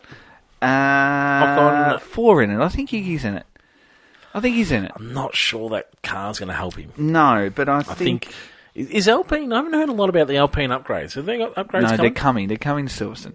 They are coming. To Silverstone. It's not because there was one that was waiting longer. Yeah, they've had some minor upgrades that have come. Yeah. But yes, they do have. They have a new set coming to Silverstone, and they need to be a big step forward. They've said after rivals have made. Well, yeah, they've seemed to have huge gains. Everyone's been gaining around them. Yes, which sort of caused them to drop off a bit. Yeah. So we'll wait and see. But yes, expected a track that's going to bring in performances, and it looks like it is going to be a little bit of a huge upgrade. Interesting to see how we go. There's a really great... I'll have to find the link and send it out to you. There's a fantastic example of the Ferrari upgrades that have come through, because there was a lot of talk on Friday about the Ferrari upgrades, which I was sort of looking at it, and I could sort of pick up bits and pieces, and I thought, yeah, that looks all right here and there, and I can see what they've done. But it was a great example of what they've done, and the Ferrari upgrades are so minute, like to the naked eye. You know, the bottom of the end plate of the wing is now more curved outwards and a little bit sharper, and it's a bit of a tweaking of error. I'll see if I can find it and send it out to everyone too. Yep. But it was a really great example of highlighting just the real subtle upgrades that Ferrari had made. So anyway, Alpine upgrades on the way. Fantasy. Ha! Tell you what, I'm so excited, Fantasy. Yeah, I scored more than you. You did score more than me, which is not too bad. I was going to ask if you wanted to do Fantasy this weekend, because it's just nice to hear from a different voice. Well, I can. You can if you want to. You can if you want to. All right. I don't think we'll bother doing the top 10 this week. I think it'll be a different. I reckon we'll do top 10 because you're 11th. So I'll be a supporting role for Fantasy for you. Rightio. Well, Fantasy. We'd like to go to the race weekend first, don't we? Yeah. That's where we always like to start, which has caused me some drama already because, there we go. There's a little tab to drop it down. Go down to Austria, and we will see our top people for Austria this week. All Gasly, no brakes. I haven't heard them before. 508 points. 508? It's a sprint weekend. That's huge. I want to know, can you see... So they used the extra DRS, but didn't use any different ones. Ooh, okay. I realised I probably should have used... You know how it automatically fixes the autopilot. person? Yes. Yeah. Yes, I wonder whether you should use them in the same race weekend for that. Let's see. That's a good point. I'm not quite sure. Yeah, all Gasly, no brakes, 508. That's what I just said. That's huge. Yeah, I was just looking. So stellar effort. Used his DRS this weekend. Good move. And there was also Zantetta, Team 1. Yep. I like it. They've used the name and then they've gone Team 1. That's a real sort of punch in the guts there. Yeah, it feels like they forgot to delete the Team 1. I'm going to be honest. But also on equal points as well. Yep. And then we've got Massey did nothing wrong on 185 points. Yep. McLaren's daughters. Yep. Interesting. I like that. McLaren's daughters. McLaren's daughters. Good. Yep. Good. Nice. 471 points. Yep. Or F1. Jay. And beyond the race, beyond Panther Racing. Good. Nice. Very nice. 453 points to round out the top 5. It's very good. Yes. Very good. Got the same team. Nice work. Well, I can imagine. I went and saw Jay over on Friday night. Did you? Yep. Spent the night with Watsy. It was wonderful to see. He's got some concerns. Has he? He's got some concerns. We bring him up on the podcast regularly. Yes. He's worried that people don't know who he is. Well, yeah. Because the newer listeners... New listeners who wouldn't know. Who is this Watsy? Who is this Jay? Who's this? Yeah, so... Yeah, he's a member that hasn't been on for a little while. We do need to get him on. We do. And he was pretty keen earlier and then we couldn't make it work.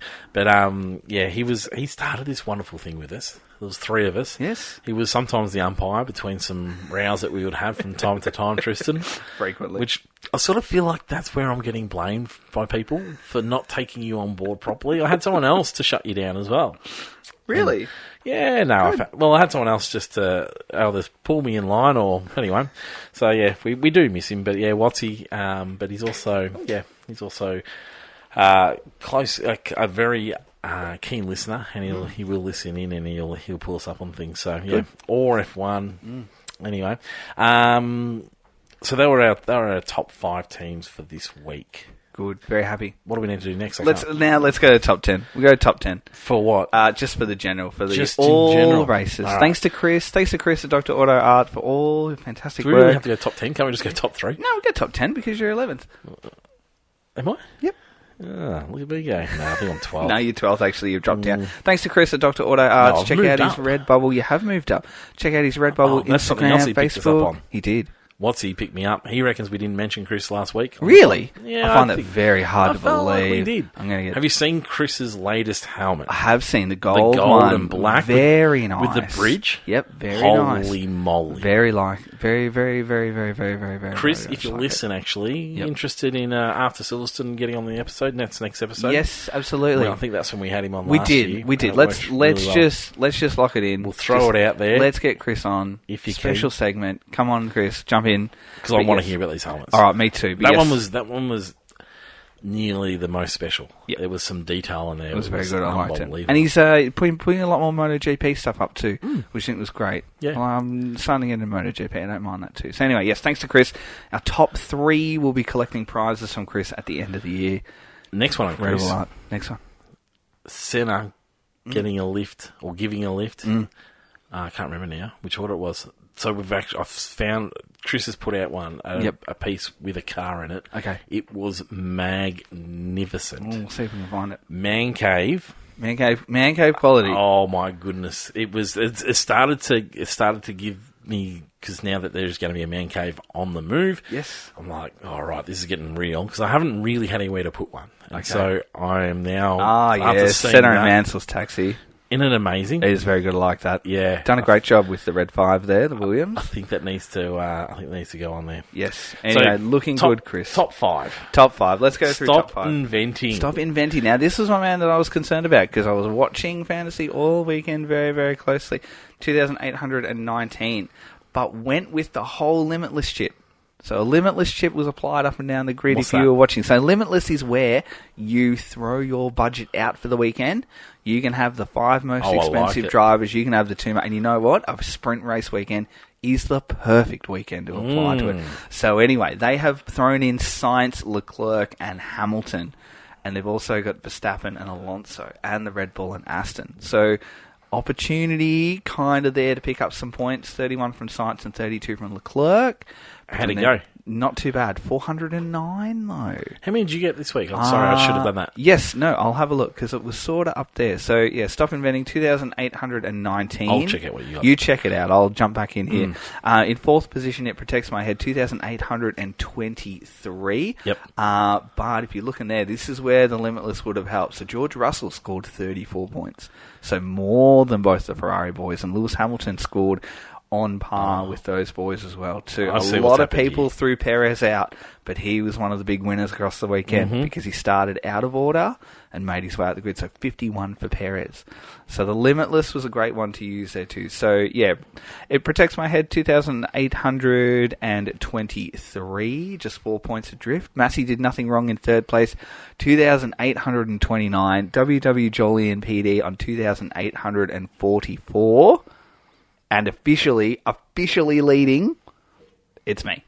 2,851. I am the number 1 fantasy person. Going through this your team, year, 422 points. 422. Played the Limitless chip. Did play the Limitless, yep. And just stuck. I only sacked Zhou. So that's it. I kept my team as normal. And so who'd you bring in? Hamilton? So Hamilton came in for Zhou and scored 31 points. So I was actually quite happy with what I left with Fernando. So you got Verstappen for 112 points, Perez for 51, Alonso 28, Stroll 25, Hamilton 31. Who would have been better? Norris? Probably would have been better. I don't know. I'd have to have a look at Norris. I think probably the better way would have been to have sacked the Astons and put both the Mercedes in. All the Ferraris, obviously. But I mean, there was a few points there missed. But Red Bull and Aston Martin, 112 and 63. It's a big effort. Look, He's on top. I was toying with throwing a few extras in, but I thought, no, you know what? Teams served me well throughout the year. Please, everybody. Let's just keep it going. Please, everybody, for our sake. I'm the official Knock leader. him off. I am the official I can't leader. deal with his rubbish. Official leader. So you've played your limitless chip. Does that mean your team goes back to normal after Yeah, this it weekend? does. So it's already gone back for the Right. weekend. So, and I'm happy with that because Joe only scored 10 points for the weekend. However, I'm aware of those behind me will still have a limitless to use too. So anyway, There you go. there you go. Number one in the fantasy. So no other changes happening for Silverstone? No, I'll have a look at it. I wonder where's the next sprint race? I don't know. I need to start playing a few of these chips. You do need to start Because you playing sort chips. of... yeah, well, I've never played a chip before. I was very proud of myself for remembering this week. I'm rough that you remember too. First one.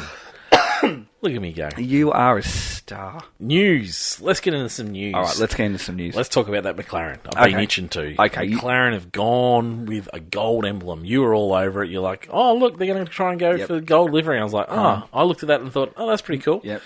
Um, Chrome livery. Back to the old days of the McLaren. it's a big Google sponsorship, Google Chrome. Yep. It looks magnificent. We've Looks got the orange awesome. on the car. We've Yep. got the chrome on the car. Yep.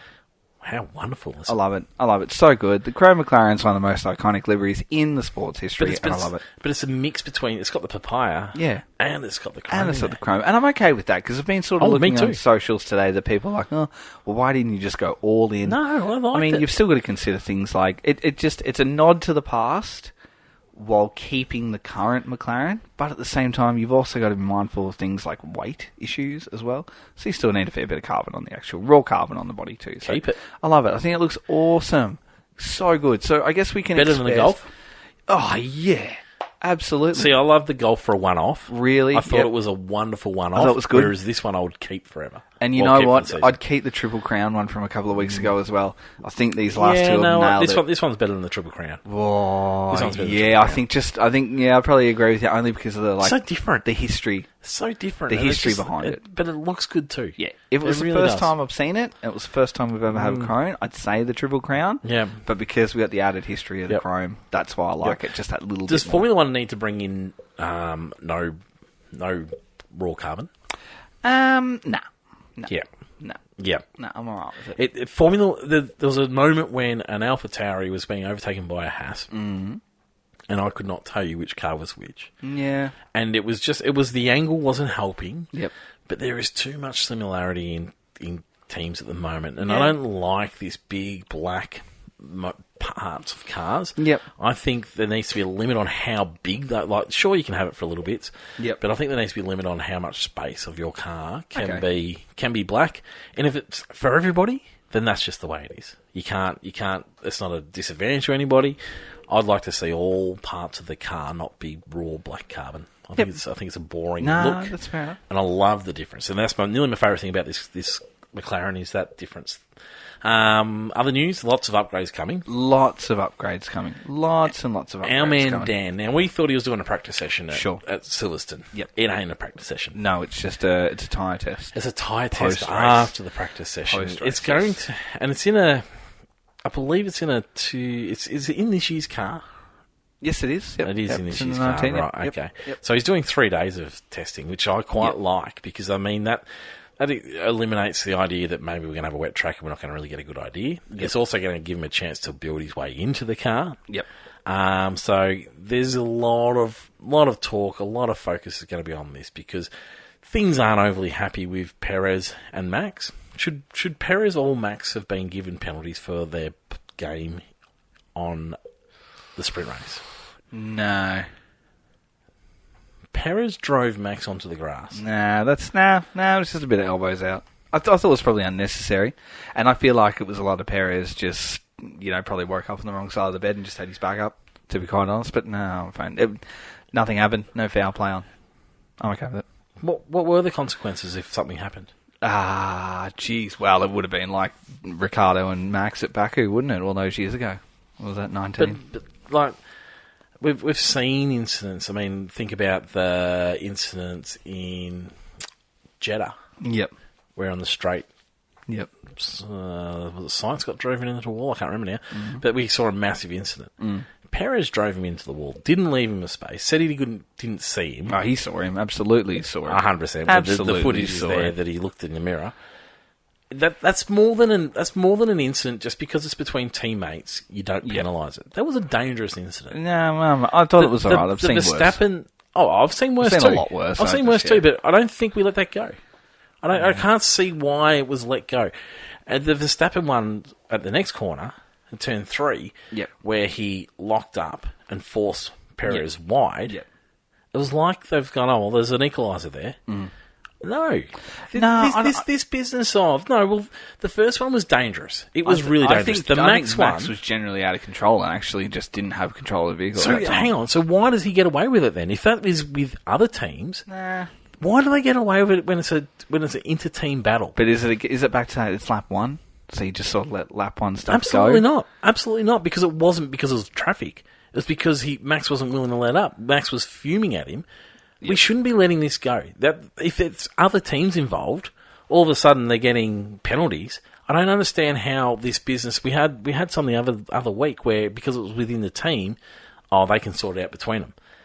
No, I think we need to be penalising that. The Perez one should have been points. He should have been losing points off his licence because it had the potential to be incredibly dangerous, not only to Max, but to the rest of the field coming through as well. We saw a death in racing just recently. If you're forcing someone onto the grass, which might push them into the wall, then all of a sudden we need to be bringing it up. And so you didn't leave in the racing room. I think it needed to be penalised. It annoyed me a little bit. Should there have been penalties for Max and Hamilton in the way that they qualified? So what we saw was Max feel like Hamilton was in the wrong spot when he was starting his qualifying lap. Yep. And then Max braked in the wrong spot to ruin Hamilton's qualifying lap. Once again, the stewards thought, well, they've sort of penalised themselves. They've worked it out between themselves on track. We're going to leave it. Yep. Is that really what we're encouraging? Again, just race incident for me this weekend. That one was really blatant. Okay. So I don't think Hamilton should have copped the penalty. He's starting his lap. Yep. He's while he did hold up Max. Yep. He's starting his lap. He's got a right to start his lap. Yep. It was close. He was close to the line. I don't think that should have been a penalty. But the second one for Max to get a bit of retaliation. If we go back to 2021, we let a lot of this stuff go, and then we ended up in the where we ended up with in 21. Yep. I think they've got to be consistent with these sort of penalties. Yep, that's fair enough. Wasn't happy with them. Okay, fair enough.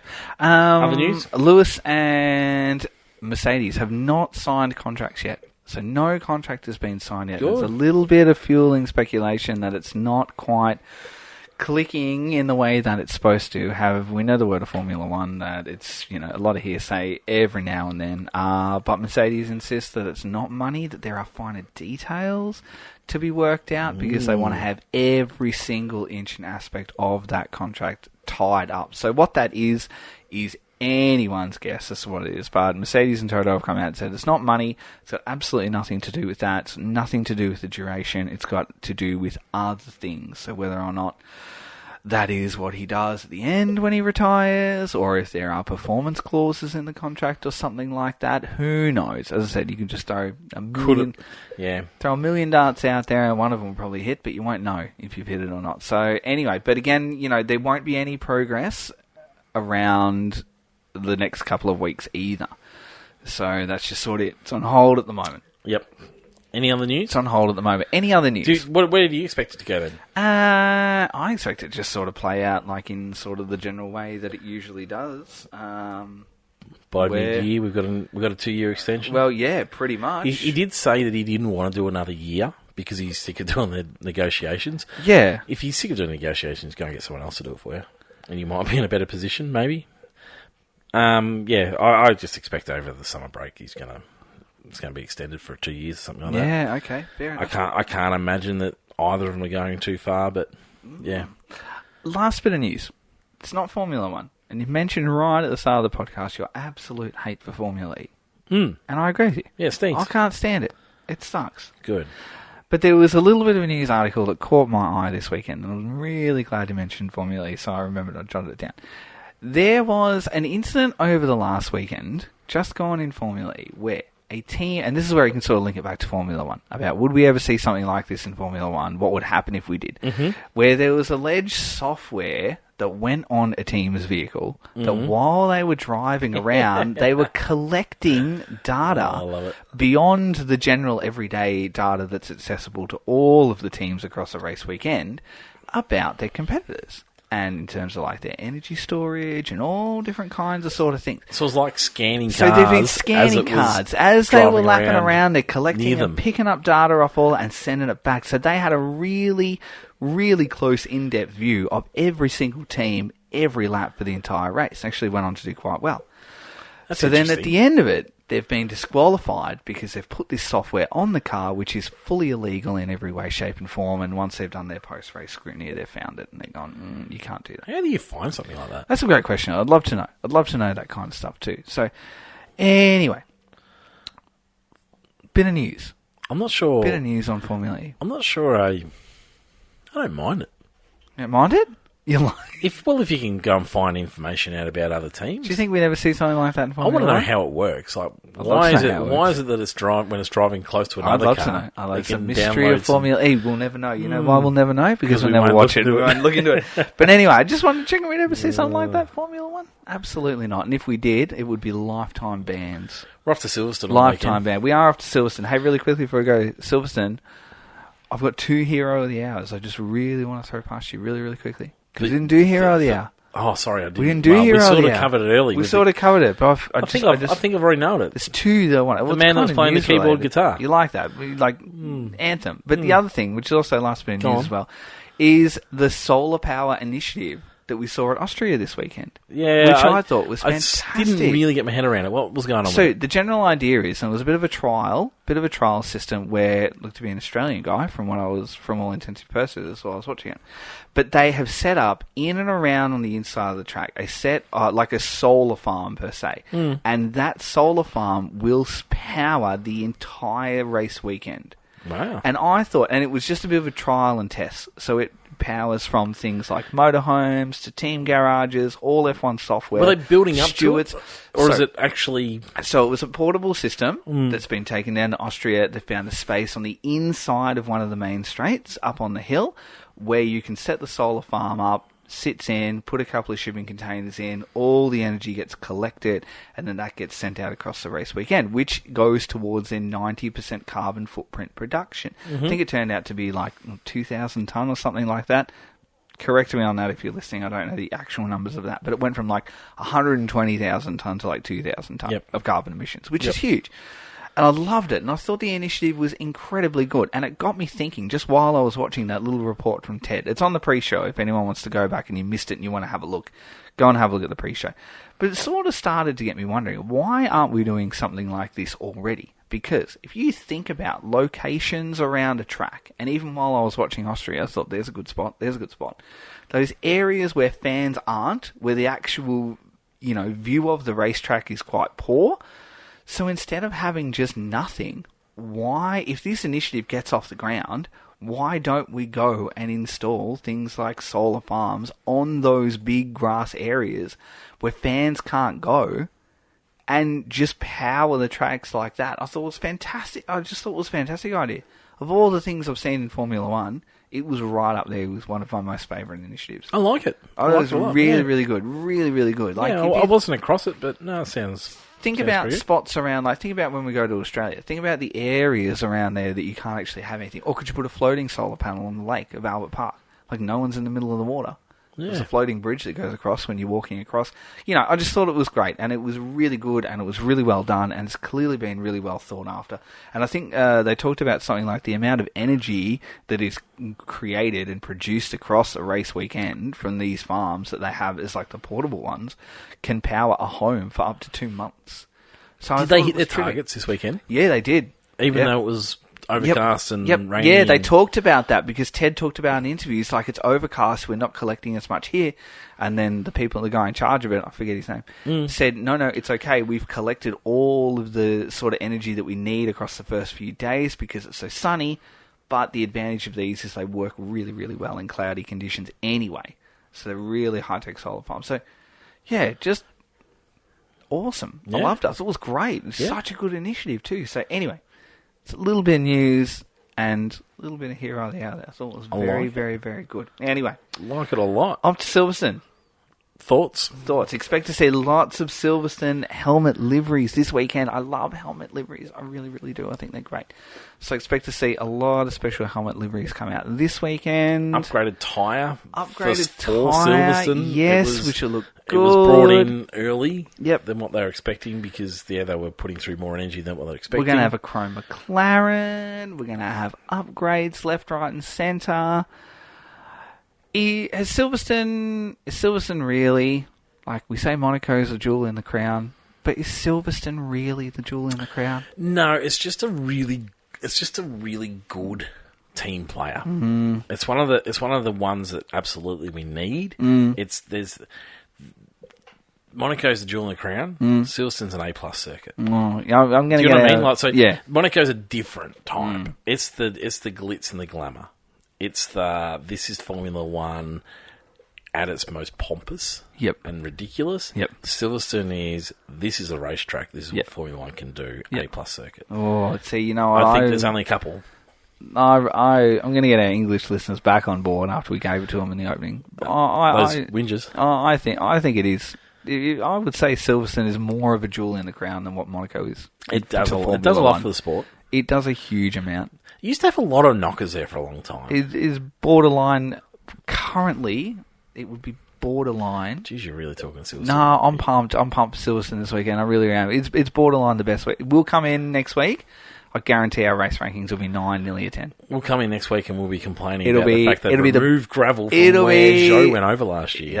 It'll be the race of the season. Okay. Next week. Huge call. I'm going to stick by it. We'll be here next week and you'll be giving it a 9. Oh, I hope so. And I'll be giving it a 9.5. I absolutely hope so. Yep. I'll go on it now. Oh, well, that means that we've had plenty of changes for the lead. Yeah. Hopefully. Yeah. Prediction, Max, obviously. Prediction. It's gonna let's be go outside of Max. All right, let's go outside of Max. You know what? It's going to be a Lewis second. It really is. This is his backyard. Lando second. I really don't think McLaren is going to be suited to this track. No. But I'm hoping for some carnage and a better for McLaren. Yep. And we're going to see a Lando second. No, we're going to see a Lewis second.